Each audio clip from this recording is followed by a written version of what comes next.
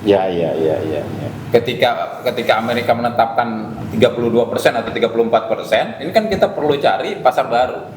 Kan? Jadi begini, apa namanya, jual kuota daging. Jual kuota daging, Padahal kita jual pernah lihat kuota tadi. bawang putih. Yang pertama kejahatan para oligarki, kedua itu kejahatan yang dilakukan oleh oknum penguasa pejabat. Kas monopoli itu bagus lah gitu kan, karena nanti kan dari luar itu tentu negara-negara lain dengan melihat peluang kayak gitu akan bekerja sama dengan kita.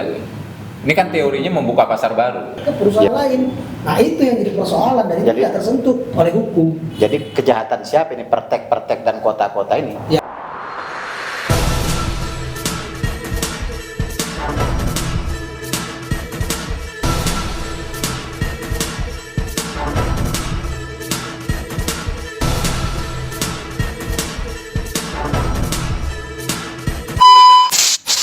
Sebelum video ini dimulai, pastikan kamu sudah mengklik tombol like, subscribe, lonceng, dan share ke teman-teman.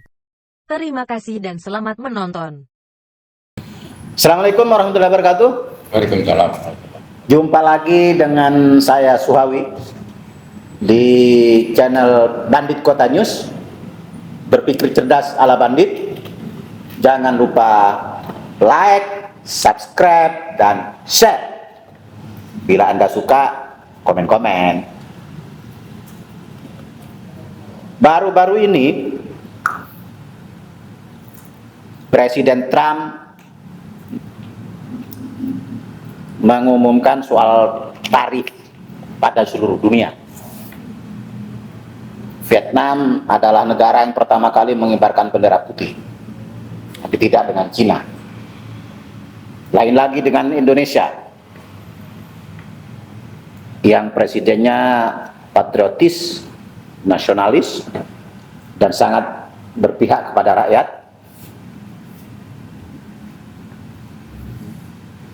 Apalagi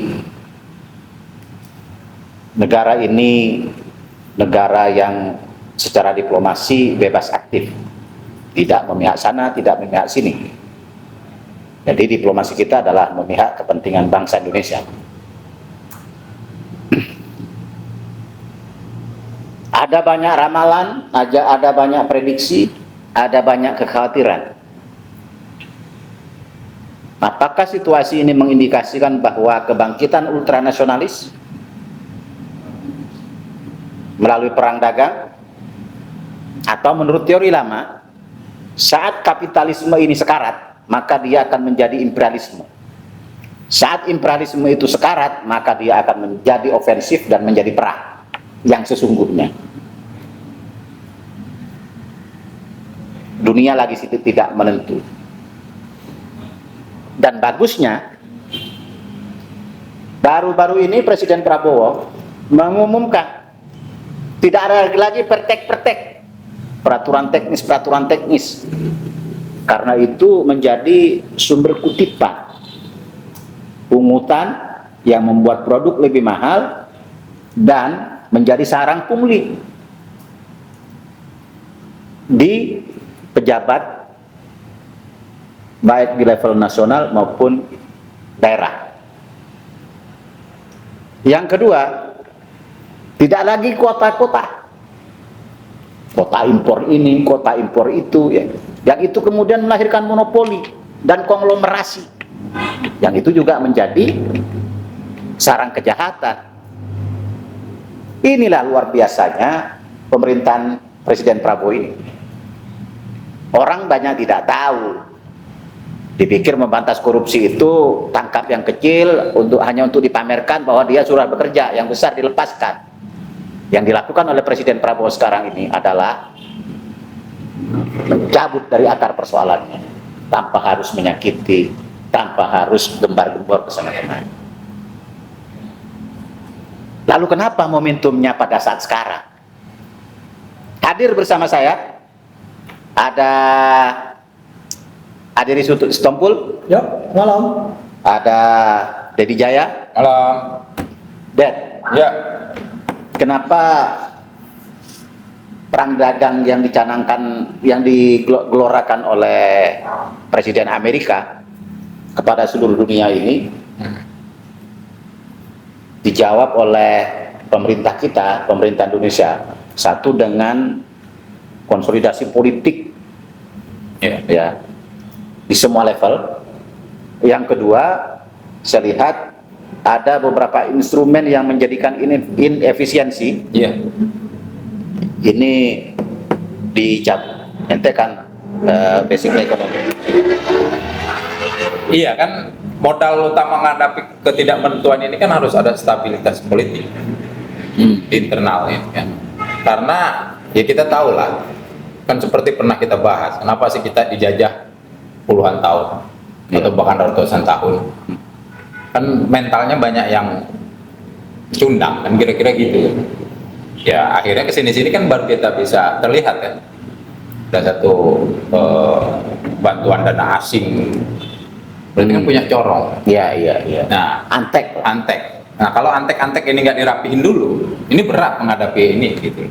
Karena begitu kita hadapin perang dagang seperti ini, kemudian di dalam antek-antek ini mereka memainkan itu, kalau disinggung sama Pak Prabowo itu kan soal propaganda kan, gaya Hitler, gaya Goebbels itu kan. Nah, ini yang harus diantisipasi dulu. Udah benar langkahnya sebetulnya, artinya mensolidkan dulu. Karena ini kita mau tempur ini, tempurnya tempur dagang lah ya kan. Kalau ini nggak diberesin kan repot nih. Ya kan kita tahu masalah apa, kepala babi aja jadi masalah kan. Padahal kan itu sebetulnya simpel. Ada masa kantor itu nggak punya CCTV? Lalu apa motifnya dia memblow up itu? Kalau dia mau blow up itu, dia taruh dong CCTV-nya, dia buktikan dong. Atau jangan-jangan maling teriak maling ya?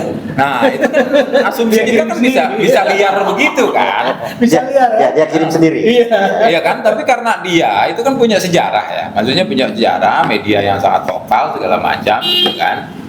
Nah, ini kan untuk apa dia lakukan itu? Harusnya dia buktikan, oh ini CCTV, oh ini pengantarnya ini. Jadi bukan ini gitu kan, bukan di blow up terus kemudian menjadi hal yang sebetulnya nggak harus bikin rame kan gitu. Ini kan salah satu contoh.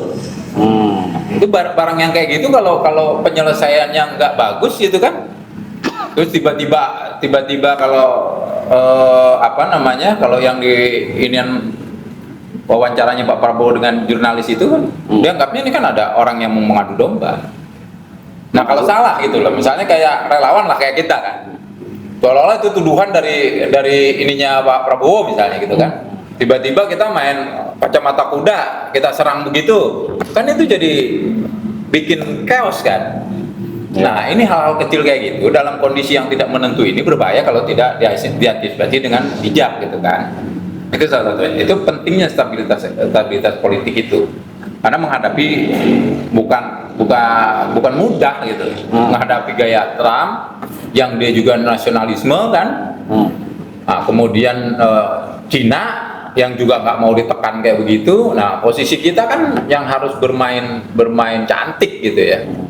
Makanya kenapa akhirnya Pak Prabowo dalam silaturahmi kemarin itu dia ngambil satu kebijakan, yaitu tadi yang disebutkan dengan hilangkan kota-kota kayak gitu, karena ya di situ kan sebetulnya sumber pungli tadi, kemudian daya saing, kemudian barang juga yang dari sana kalau tidak ada pesaingnya tentu semaunya saja. Ya, monopoli. Iya kan, artinya kan ini pemain kota yang tadinya dia perusahaannya hanya punya kuota, jual kota, ya kan? Jadi begini, jual kota daging, jual kota bawang putih misalnya kan, nah itu kan hanya jual kota. Nah sementara sekarang begitu dibebaskan, ini persaingan di antara para broker ini kan, para kartel nih istilahnya nih, ini kan mau dihajar kartel ini, ya tentu ini resikonya ada perlawanan di zona nyaman itu.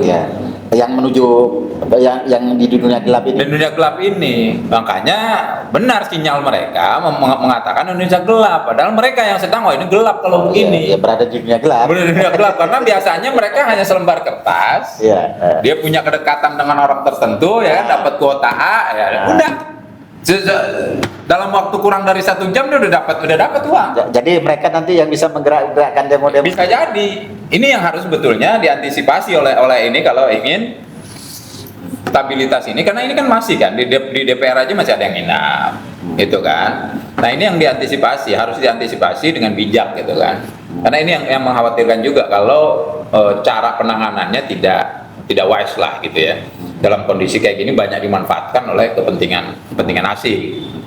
Nah, memangkas monopoli itu bagus lah, gitu kan. Karena nanti kan dari luar itu tentu negara-negara lain dengan melihat peluang kayak gitu akan bekerja sama dengan kita. Ini kan teorinya membuka pasar baru. Ya. Ketika Amerika menetapkan 32% atau 34%, ini kan kita perlu cari pasar baru. Bukan pasar baru yang sebelah sini. Bukan pasar baru yang dekat-dekat kota yang romantis, ya kan. Nah, ini salah satu strategi membuka pasar baru, gitu loh. Nah, kalau mereka mau masuk daging contohnya, ya tentu mereka juga harus terima barang kita ke sana. Kan nanti harus jadi model barter tuh. Model barter. Berarti gitu. Bisa terjadi de-dolarisasi. Iya, kan bahkan Pak Prabowo kan bilang, kita sanggupin dengan Amerika. Kita ekspor 17 miliar misalnya, 17 miliar dolar, dia 17 miliar dolar juga kita beli. Artinya kalau bahasa dia apa, pahpoh ya? Ya, pahpoh aja dia berani, gitu loh. Artinya kan ini memang betul-betul dia matang ini. Bukannya sebenarnya Indonesia ini sanggup berdagang di internal negara sebenarnya. Sanggup, Ya, itu. kan? Makanya kan ini harus dibuka ruang sama dia.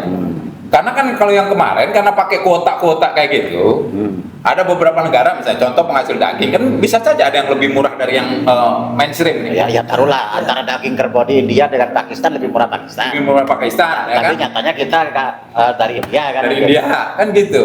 Nah, artinya begitu ini dibuka, tentu kan kayak Pakistan butuh apa dari kita? Nah, kita butuh daging, oke. Berapa miliar dolar ke kita? Nah, kita juga misalnya ada produk yang diunggulkan gitu, jadi sistem barter. Sehingga ekonomi tetap tumbuh. Begitu di Amerika macet misalnya kan, ini kan masih negosiasi nih dengan Amerika kan. Apakah pakpo? Artinya kita keluar itu 17, jadi posisi balance sheet-nya neraca perdagangannya ya balance gitu. Nggak ada yang surplus, nggak ada yang defisit. Kira-kira gitu. Membuka ruang sih kalau kemarin gue lihat sih gitu ya. Kalau kita lihat strateginya dalam bagaimana membuka pasar baru. Gitu, membuka pasar baru dengan gitu. Udah nggak ada kuota-kuota nih, nggak ada pertek-pertek, nggak ada ini gitu kan. Dan akhirnya bisa menghidupkan hukum anti monopoli tadi. Iya, Sama betul. tidak hidup sama sekali. Bukannya kita sudah punya KPBU, Komisi Persaingan Usaha. Hanya segelintir memanfaatkan itu dan tidak bisa memiliki kekuatan eksekusi secara langsung. Apa di KPBU juga tidak terlayani dengan baik? Ya tidak terlayani dengan baik karena juga tidak bisa melakukan eksekusi ataupun perpanjangan tangan secara pemerintah. Iya. Itu harus ada pelapor dulu apa semua, sehingga kadang-kala kan ketika hukum anti monopoli dan persaingan usaha tidak sehat ini akan diterapkan di Indonesia terkait monopoli, terkait perjanjian antar pengusaha yang termasuklah itu di kuota tadi. Iya. Nah itu kan akan menggiring harga dan menetapkan harga sesuai dengan kelompok mereka, gitu loh. Berapa cuannya, berapa keuntungannya. Yang lebih bahaya lagi, pemilik kuota tidak merupakan pengimpornya, dia jual kuotanya lagi ke perusahaan lain. Nah itu yang jadi persoalan dan itu tidak tersentuh oleh hukum. Jadi kejahatan siapa ini, pertek dan kota-kota ini? Yang pertama kejahatan para oligarki, kedua itu kejahatan yang dilakukan oleh oknum penguasa pejabat yang memiliki kesempatan untuk menerima gratifikasi. Kemudian ya oknum yang di DPR RI dan disinyalir juga memiliki hak untuk mendapatkan kuota. Jadi benarlah bahwa misalnya Kalau bisa dipersulit, ngapain dipermudah? Iya. Maka lahirlah pertek-pertek. Pertek lah. Iya. Walaupun sudah diatur dengan dilarangnya perjanjian oligopoli, perjanjian penetapan harga, anti monopoli, bullshit.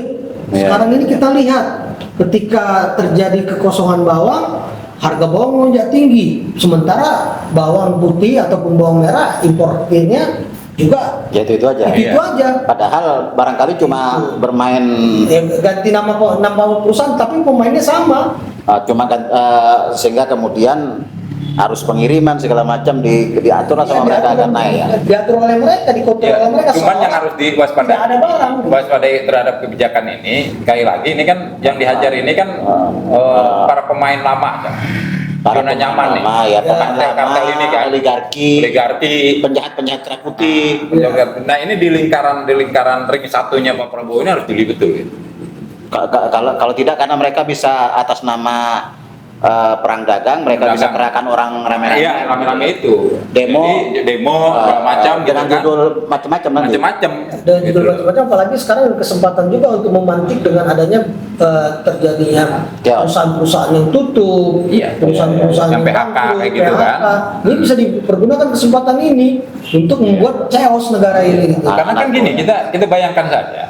RUU TNI itu kan udah clear ya. Iya. Undang-undang TNI itu udah clear ya. Yang direvisi juga udah jelas. Iya. Tapi mereka masih aja menuntut itu. Ini kan mereka menjadikan pemantik.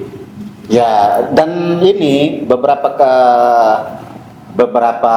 daerah yang kemudian ribut ya kan, bikin Iya. aksi-aksi kekerasan itu rupanya banyak supporter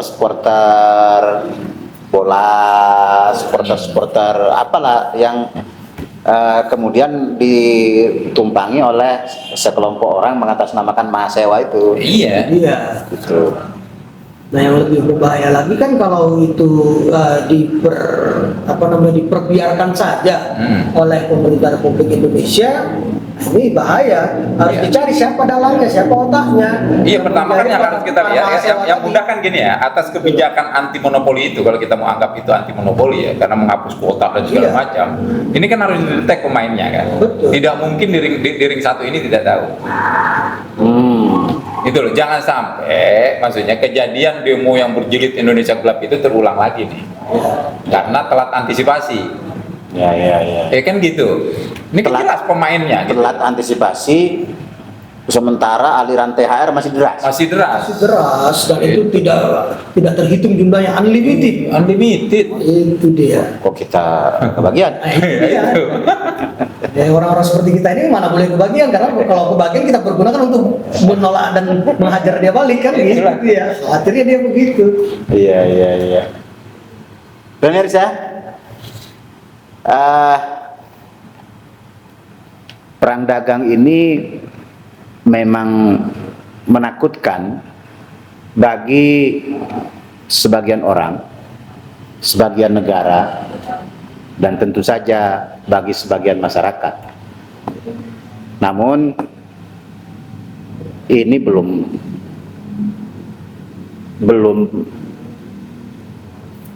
akhir dari perjalanan peradaban bangsa Indonesia. Kita paham dan percaya Presiden Prabowo sebagai nahkoda dari Republik ini akan membawa kita semua, menghantarkan kita semua menuju kemajuan Indonesia. Dengan catatan, jangan gampang terprovokasi, jangan gampang diajak untuk bikin gaduh,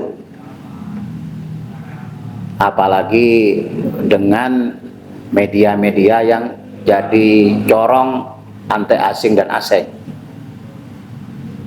yang mereka mengkampanyekan ayam berkaki 1000. Walaupun kita tahu ayam itu berkaki 2, tapi karena mereka terlalu sering mengatakan ayam berkaki 1000, akhirnya pun kita berpikir, benarkah ayam itu berkaki 1000? Sehingga kita mempertanyakan kewarasan kita. Oleh sebab itu, bandit kota berpikir cerdas ala bandit tetap waras. Wassalamualaikum warahmatullahi wabarakatuh. Waalaikumsalam.